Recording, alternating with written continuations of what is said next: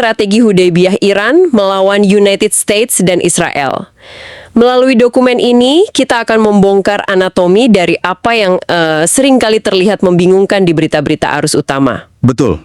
Yaitu bagaimana sebenarnya Iran merancang strategi geopolitik jangka panjangnya dalam menghadapi dua kekuatan besar yang kita tahu punya keunggulan militer konvensional yang jauh di atas mereka. Tepat sekali.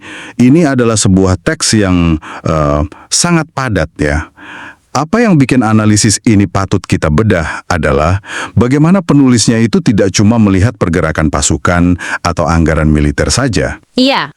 Tapi mereka menarik garis lurus dari sebuah filosofi sejarah kuno dan memetakannya ke dalam doktrin pertahanan modern yang sangat asimetris. Ini benar-benar tentang memahami cara kerja mesin geopolitik dari dalam. Nah, tapi sebelum kita mulai membedah anatomi strategi tersebut, ada satu hal fundamental yang harus saya tegaskan kepada Anda yang sedang mendengarkan. Silakan. Karena sumber materi yang kita analisis hari ini kan bersinggungan langsung dengan titik didih politik global ya, melibatkan Iran, Amerika Serikat, dan Israel, kami memastikan bahwa sesi diskusi kita hari ini berdiri di atas prinsip ketidakberpihakan absolut. Sangat penting untuk ditekankan. Ini untuk mendekonstruksi dan melaporkan konsep-konsep strategis dari materi sumber ini seobjektif mungkin. Iya. Tujuannya ya untuk membekali Anda dengan lensa analitis, supaya Anda bisa memahami logika di balik berita utama dunia tanpa adanya bumbu dukungan ideologis atau pembenaran atas tindakan militer pihak manapun. Itu adalah parameter yang esensial untuk diskusi kita hari ini. Tugas kita di sini kan membedah rasionalitas strategis ya. Betul. Kita melihat papan caturnya itu dari sudut pandang para perumus kebijakan yang dianalisis dalam dokumen ini. Kita pahami kalkulasi untung rugi mereka dan memetakan bagaimana mereka menavigasi lanskap yang didominasi oleh musuh yang lebih kuat. Tanpa harus memberikan penilaian politis. Tepat. Tanpa penilaian politis sama sekali. Sepakat. Jadi mari kita langsung masuk ke inti topik kita hari ini. Misi kita adalah membongkar bagaimana sebuah peristiwa diplomasi kuno yang terjadi berabad-abad lalu telah bertransformasi menjadi semacam cetak biru operasional. Cetak biru untuk perang asimetris. Benar, perang asimetris dan ketahanan ekonomi di abad ke-21. Untuk memahami fondasinya, teks ini kan membawa kita kembali ke tahun 628 Masehi ya? Iya, ke perjanjian Hudaybiyah. Betul, ke sebuah peristiwa yang dikenal sebagai perjanjian Hudaybiyah. Dalam literatur sejarah, ini seringkali dilihat sebagai momen diplomasi yang membingungkan. Bisakah kita membedah mengapa dokumen ini menjadikan peristiwa tersebut sebagai lensa utama untuk menganalisis strategi Teheran hari ini? Tentu. Kalau kita menganalisis teks sejarah perjanjian Hudaybiyah pada tahun 628 Masehi itu, di atas kertas, kesepakatan itu tampak seperti sebuah kapitulasi strategis bagi kaum muslim Madinah pada masa itu. Kapitulasi maksudnya menyerah kalah gitu ya? Iya, kayak menyerah kalah. Syarat-syarat yang disepakati itu sangat berat sebelah. Mereka pada dasarnya setuju untuk menghentikan ekspedisi keagamaan mereka yang sangat krusial, berbalik arah, dan menyetujui gencatan senjata dengan syarat-syarat yang bagi banyak negosiator senior pada saat itu terasa merendahkan. Wah. Secara insting manusiawi kan, menerima kompromi yang melemahkan posisi Anda di tengah konflik terbuka itu terasa identik dengan kekalahan total. Ini adalah poin yang sangat menarik kalau kita tarik ke konteks modern ya. Di era di mana para pemimpin negara seringkali terjebak dalam kebutuhan untuk memproyeksikan kekuatan secara instan demi konsumsi publik atau media. Iya, harus selalu terlihat kuat. Menerima persyaratan yang terlihat lemah secara optik itu kan sebuah bunuh diri politik. Tetapi teks ini menggarisbawahi bahwa justru disitulah letak kejeniusan strategisnya, bukan? Persis. Yang mempesona di sini adalah pergeseran paradigmanya. Analisis ini menyoroti bahwa alih-alih menjadi sebuah kekalahan, kompromi yang menyakitkan itu justru mengamankan 3 aset geopolitik yang paling berharga. Apa saja itu? Waktu, legitimasi diplomasi, dan ruang untuk bernapas. Ruang untuk bernapas? Betul. Dengan secara sadar menahan diri dari pertempuran awal yang berpotensi melumpuhkan secara eksistensial, mereka mengubah lintasan sejarah. Waktu yang dibeli melalui tanda kutip kekalahan di atas kertas itu memungkinkan mereka untuk mengonsolidasikan kekuatan. Memperluas aliansi juga pastinya. memperluas aliansi, dan pada akhirnya mengubah keseimbangan kekuasaan secara permanen tanpa harus menguras sumber daya di awal konflik. Transaksi strategis ya, menukar kepuasan ego jangka pendek atau kemenangan taktis demi merestrukturisasi medan pertempuran jangka panjang. Dan bagi Anda yang mendengarkan, ini bukan sekedar trivia sejarah. Sama sekali bukan. Dokumen ini berargumen bahwa kerangka berpikir Hudaibiyah inilah yang menjadi sistem operasi modern Iran ketika sebuah negara secara matematis kalah dalam hal sumber daya atau teknologi militer konvensional. Mereka memindahkan arena pertempurannya. Tepat, dari adu kekuatan menjadi adu waktu dan daya tahan. Itulah inti dari tesis dokumen ini. Aktor modern tidak meniru peristiwa 628 Masehi itu secara harfiah, tapi mereka mengadopsi struktur logikanya secara utuh. Ini tentang menjaga kelangsungan hidup negara dalam jangka panjang. Dan menolak terpancing. Iya, secara sadar menolak terpancing ke dalam ledakan konfrontasi total. Karena mereka sangat sadar bahwa lawan mereka memiliki asimetri keunggulan yang masif dalam peperangan konvensional. Pemahaman tentang waktu sebagai senjata ini mengantarkan kita pada bagian analisis yang membahas anatomi ketahanan ekonomi mereka. Teks ini menyoroti 1 dekade terakhir sebagai laboratorium nyata dari strategi ini. Titik baliknya sangat jelas di situ. Khususnya titik balik di sekitar Joint Comprehensive Plan of Action atau JCPOA, yang lebih dikenal sebagai Perjanjian Nuklir 2015. Ya, dinamika seputar JCPOA adalah studi kasus yang sangat klinis mengenai penerapan strategi ini. Pada tahun 2015, kita melihat adanya kompromi yang mengarah pada pencabutan sanksi sementara. Itu ruang bernapas yang tadi kita bahas ya? Betul. Sebuah ruang bernapas. Namun, keluarnya Amerika Serikat secara sepihak dari fakta tersebut pada tahun 2018 menciptakan efek kejut atau whiplash yang luar biasa. Sanksi dikembalikan dan diperketat. Dengan intensitas maksimum.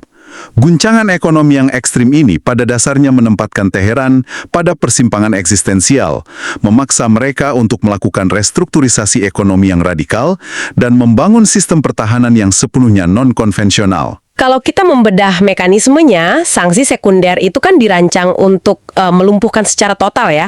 Sanksi itu pada dasarnya memberitahu negara ketiga begini, Anda berbisnis dengan mereka, Anda terputus dari sistem keuangan global. Benar. Itu ancaman yang sangat mematikan bagi ekonomi manapun. Mengingat tekanan yang begitu mencekik, bagaimana laporan ini mengartikulasikan cara mereka tidak hanya menghindari keruntuhan, tetapi juga menjaga stabilitas internal mereka. Manuver apa yang secara spesifik mereka terapkan? Fakta ketahanan yang dipaparkan dalam dokumen ini sangat berlapis. Pertama-tama, mereka harus memecahkan teka-teki ekspor minyak, yang mana itu kan urat nadi ekonomi mereka. Urat nadi utamanya. Betul.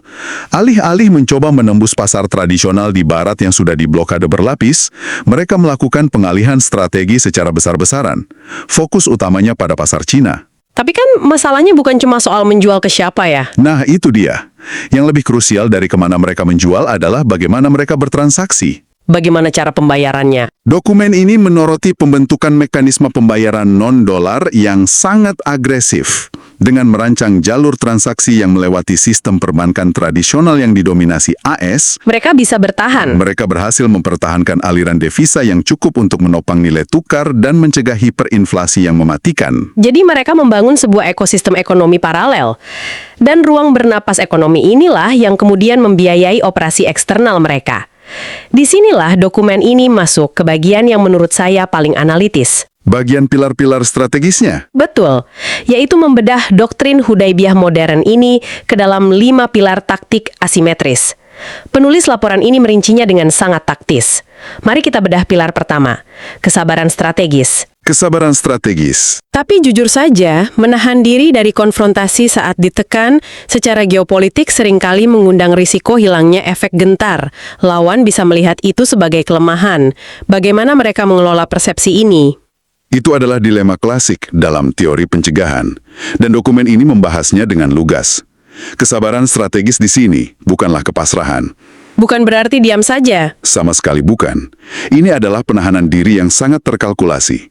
Mereka sangat menyadari keunggulan absolut yang dimiliki AS dan Israel dalam dominasi udara, pengumpulan intelijen, dan daya tembak konvensional. Terlibat dalam perang terbuka adalah bunuh diri strategis. Tepat. Oleh karena itu, kesabaran ini berfungsi ganda. Pertama, menolak memberikan casus belli atau alasan perang konvensional kepada musuh. Kedua, sambil menunggu momentum di mana arsitektur politik musuh mulai melemah dari dalam atau hingga kemampuan eskalasi balasan mereka benar-benar siap diterjunkan secara optimal. Dengan kata lain, mereka menolak bermain di papan catur di mana lawan mereka sudah pasti menang. Analogi yang sangat pas. Yang membawa kita pada pilar kedua, yaitu instrumen utama mereka untuk mengubah aturan main. Jaringan proksi.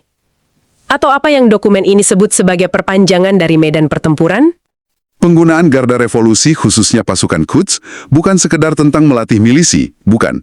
Ini terlihat seperti strategi desentralisasi ancaman yang sangat matang. Sangat matang dan terstruktur. Dokumen ini menjelaskan bahwa alih-alih mengerahkan divisi infanteri reguler melewati perbatasan, yang pasti akan segera dihancurkan oleh supremasi udara lawan. Betul. Mereka memproyeksikan kekuatan melalui pasukan Quds. Misi mereka adalah menginkubasi, mempersenjatai, mentransfer teknologi, dan mendanai aktor-aktor non-negara di wilayah tersebut. Teks ini cukup spesifik loh dalam memetakan aktor-aktor ini. Kita berbicara tentang jaringan yang mencakup Hizbullah di Lebanon Utara, faksi-faksi milisi di lanskap Irak dan Suriah yang retak, gerakan Houthi di titik sempit logistik Yaman, hingga afiliasi yang beroperasi di dalam Gaza. Cakupannya sangat luas. Strategi proksi ini cerdas karena memberikan tingkat penyangkalan yang masuk akal atau plausible deniability. Mereka bisa menyalakan api di berbagai titik geopolitik tanpa secara resmi mendeklarasikan perang terbuka. Betul. Dan perhatikan matematika pertahanannya dari sudut pandang lawan. Jika Anda adalah Israel atau Amerika Serikat, strategi ini memaksa Anda untuk menyebarkan radar, baterai pertahanan udara, dan aset intelijen Anda yang terbatas ke berbagai front yang sangat sekali berbeda. Utara, selatan, laut, dan darat. Iya, Anda tidak lagi melawan formasi militer terpusat, Anda mencoba memadamkan api dalam teater operasi 360 derajat. Itu secara eksponensial menguras anggaran operasional, fokus strategis, dan pastinya kelelahan personel lawan. Itu transisi yang sempurna ke pilar ketiga, kapabilitas asimetris. Seringkali dalam berita kita melihat penyederhanaan bahwa ini hanya soal drone murah. Tetapi analisis yang kita bedah ini menunjukkan spektrum yang jauh lebih berbahaya dari sekedar pesawat tak berawak berbiaya rendah. Ini adalah soal membalikan rasio biaya perang, bukan begitu? Tepat. Dokumen ini menekankan konsep pengenaan biaya atau cost imposition strategy. Tentu, investasi masif pada rudal balistik, rudal jelajah, dan loitering munitions. Atau drone kamikaze. Iya, drone kamikaze itu adalah instrumen fisiknya, namun taktik di baliknya adalah perang ekonomi yang diwujudkan melalui teknologi militer. Selain itu, mereka juga menanamkan modal pada peperangan elektronik dan serangan siber yang dirancang untuk mengganggu sistem komunikasi dan kebutaan radar musuh. Saya ingin kita menggali rasio biaya ini sedikit lebih dalam agar Anda yang mendengarkan bisa memvisualisasikannya. Sistem pertahanan udara modern seperti Patriot atau Iron Dome itu beroperasi dengan pencegat yang harganya bisa berkisar antara ratusan ribu hingga jutaan dolar per peluncuran. Sangat mahal. Jika mereka dihadapkan dengan kawanan drone yang biaya produksinya mungkin setara dengan harga sebuah mobil bekas, matematika perangnya menjadi tidak berkelanjutan bagi pihak yang bertahan. Itu adalah kalkulasi yang sangat dingin namun akurat. Ketika Anda harus menghancurkan ancaman senilai $20.000 dengan pencegah senilai $2 juta, itu rugi besar.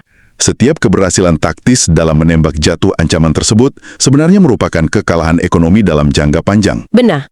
Pilar ketiga ini pada dasarnya dirancang untuk membuat musuh bangkrut dalam upaya mempertahankan diri.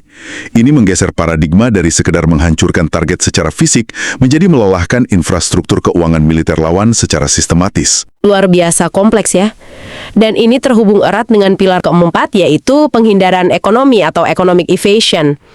Kita sudah membahas bagaimana mereka bertahan setelah JCPOA runtuh tadi, tetapi menjadikannya sebagai sebuah pilar formal menunjukkan bahwa mereka telah melembagakan taktik ini. Menjadi sebuah institusi tersendiri. Betul. Ini bukan lagi sekedar reaksi panik yang sementara, ini adalah sistem paralel yang permanen. Penulis analisis ini menegaskan hal itu. Penggunaan armada bayangan atau ghost fleets, teknik transfer minyak dari kapal ke kapal di laut lepas, manipulasi data pelacakan maritim, dan integrasi dengan jaringan keuangan alternatif. Semuanya dilembagakan. Semua ini sekarang menjadi doktrin resmi negara. Dengan memastikan jalur logistik dan moneter tetap beroperasi di luar yurisdiksi Barat, mereka tidak hanya bertahan, tetapi juga mendanai pilar-pilar militer asimetris yang baru saja kita bahas. Ekonomi yang menghindari sanksi adalah mesin yang menggerakkan kesabaran strategis dan operasi proksi mereka. Yang kemudian membutuhkan lingkungan global tertentu agar bisa berhasil. Yang mana ini mengarah pada pilar kelima, diplomasi divergen. Strategi isolasi yang diusung oleh Barat itu pada dasarnya mengandalkan dunia yang unipolar. Di mana satu pihak mengontrol semuanya. Tepat, di mana memutus seseorang dari satu sistem berarti memutusnya dari segalanya. Dokumen ini menyoroti bagaimana Iran mengeksploitasi pergeseran menuju dunia yang multipolar. Ya, mereka secara sadar tidak menempatkan semua telur geopolitik mereka dalam satu keranjang pelindung. Diplomasi divergen berarti merajut kemitraan strategis dan pragmatis di berbagai arah. Tidak cuma mengandalkan satu kubu. Analisis ini mencatat bagaimana mereka memperdalam integrasi dengan kekuatan besar lainnya. Kita melihat transfer teknologi dan persenjataan ke Rusia, kesepakatan energi jangka panjang dengan China, serta manuver deten dengan saingan regional. Membangun jaring interdependensi. Betul sekali. Dengan menjalin jaring interdependensi dengan kekuatan non-Barat, strategi isolasi penuh yang digagas oleh Washington dan sekutunya menjadi hampir mustahil untuk dieksekusi secara kedap udara. Jadi, kelima pilar ini bekerja secara simultan ya. Menahan diri secara strategis di permukaan, mengepung lawan melalui proksi di lapangan, menguras dompet pertahanan lawan dari udara, membangun ekonomi bayangan, dan memastikan tidak ada negara besar yang bersedia memboikot mereka sepenuhnya. Sebuah sinkronisasi yang sangat rapi. Namun, setelah membedah semua arsitektur brilian di atas kertas ini, laporan yang kita analisis ini tidak berhenti pada kekaguman taktis saja loh. Tidak. Ada sisi lain yang sangat gelap. Ada bagian di mana penulis membawa kita pada realitas yang sangat pragmatis dan sejujurnya sangat muram mengenai konsekuensi dari permainan jangka panjang ini. Benar. Jika kita melihat gambaran besarnya dan membedah kalkulasi di balik kesabaran ini, dokumen ini memaksa kita menghadapi sebuah realitas yang tajam. Strategi untuk menerima kompromi sementara, menunggu kelelahan lawan, dan membiarkan struktur global bergeser sesuai waktu, memiliki biaya kemanusiaan yang sangat nyata. Nyawa manusia? Iya, ketika sebuah kekuatan memilih untuk tidak berkonfrontasi secara langsung hari ini, demi kemenangan strategis di dekade mendatang, mereka pada dasarnya menerima bahwa gesekan di lapangan akan terus berlanjut. Dan ini dibahas secara eksplisit dalam dokumen tersebut. Teks ini mengambil contoh penderitaan yang sedang berlangsung di Palestina. Dalam kerangka berpikir geopolitik yang murni kalkulatif, menolak intervensi konvensional secara penuh karena waktunya dirasa belum matang berarti membiarkan konflik berbasis proksi terus berputar. Dengan warga sipil yang menjadi korbannya. Warga sipil terjebak di tengah-tengah kehancuran harian. Tepat sekali.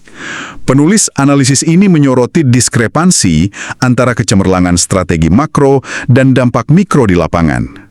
Di dunia nyata, tidak ada ruang vakum. Sebuah grand strategi mungkin secara sistematis dan sukses mengerus hegemoni lawan selama beberapa dekade. Tapi ada harga yang dibayar setiap harinya. Ketiadaan perlindungan instan bagi mereka yang berada di garis depan konflik berarti nyawa demi nyawa melayang sementara jam pasir geopolitik terus berjalan. Dokumen ini menggambarkan hal ini bukan sebagai sebuah kecacatan dalam desain pertahanan, Melainkan sebuah pilihan. melainkan sebagai keputusan pragmatis yang diambil oleh perumus kebijakan. Sebuah penerimaan dingin bahwa kemenangan jarak jauh seringkali dibayar oleh mereka yang tidak memiliki kemewahan waktu. Ini adalah realitas geopolitik yang sangat keras, yang seringkali tersembunyi di balik istilah-istilah analitis yang rapi seperti pencegahan atau perang asimetris. Realitas yang sulit untuk ditelan. Jadi, untuk merangkai seluruh diskusi komprehensif kita hari ini, bagi Anda yang menyimak, berdasarkan dokumen analisis ini, apa yang kita lihat dari Iran bukanlah serangkaian reaksi impulsif terhadap tekanan Barat. Bukan. Ini adalah sebuah rencana yang sangat terukur. Ini adalah manifestasi modern dari kerangka Hudaybiyah, sebuah long game ekstrim yang menggabungkan kesabaran yang menahan diri, orkestrasi jaringan proksi yang melingkari lawan, inovasi teknologi murah yang membalikkan rasio biaya perang, jaringan ekonomi bawah tanah yang menolak mati, dan diplomasi yang mengeksploitasi dunia yang multipolar. Dan pada akhirnya, Dari semua analisis taktis dan operasional yang kita bedah, teks ini meninggalkan sebuah renungan konseptual yang sangat esensial untuk Anda pertimbangkan. Apa itu? Jika kesuksesan sebuah doktrin strategi besar diukur dari kemampuannya memutar waktu demi menggeser arsitektur kekuasaan global, lantas pada titik keseimbangan manakah waktu tersebut menjadi komoditas yang terlalu mahal? Bagaimana para arsitek geopolitik dimanapun di dunia ini menyeimbangkan antara memperjuangkan kelangsungan umur sebuah negara dengan mengorbankan masa depan dan nyawa individu yang tergilas dalam masa tunggu tersebut? Pertanyaan yang tajam yang akan mengubah cara kita mencerna setiap berita konflik global mulai hari ini. Terima kasih banyak karena Anda telah meluangkan waktu untuk membedah kerumitan dunia ini bersama kami. Sama-sama. Senang bisa berbagi perspektif. Kami harap analisis komprehensif hari ini memberi Anda perspektif baru yang lebih tajam. Teruslah membaca di antara baris-baris berita, pertanyakan asumsi yang ada, dan jaga rasa ingin tahu Anda tetap menyala. Sampai jumpa di penelusuran mendalam kita berikutnya.